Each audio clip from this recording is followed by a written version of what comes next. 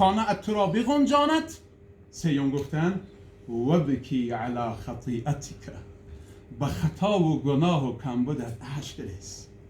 بجز پیغمبر محمد صلی الله علیه وسلم، پیغمبران معصوم از گناه بودند.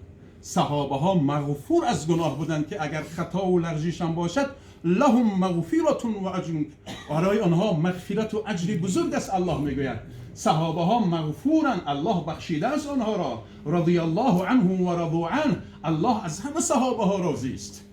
لیکن خطا و لغزش هایی که داریم اشک بریزیم. چرا؟ دانشمندان و شارحان حدیث گفتن اگر تل و تپه های دیدی سبز، بدان که یا چشمه هست یا باران هست. پس این دل انسان این تپه هست، اگر اشک داشته باشد نشانه خرمی این قلب است. هنوزم از این چشمه ایمان است.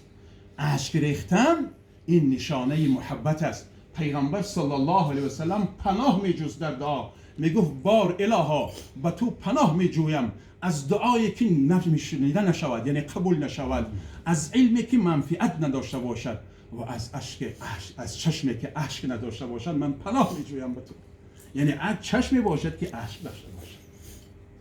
به این خاطر انشاءالله روز قیامت این حاضرین وقتی که روبروی الله مهربان میشیم، وقتی در محفل و همنشین محمد صلی الله علیه و سلم می نشینیم، انشاءالله همین لحظه ها پشیمان نخواهیم شد که صحبت های حضرات بزرگان دانشمندان که محمد صلی الله علیه و سلم گفت فضل این عالمان نسبت عابدان به مثل ماهتاب نسبت دیگر ستارگانند.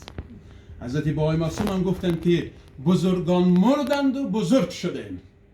به این خاطر از این صحبت ها که من یک طلبه علم و نیاز به علم و دانشم دارم، از این صحبت بزرگان خیلی خود منم استفاده بردم و این فرصت هایی که الله برای ما و شما حاضر کرد و اظهار منت داریم.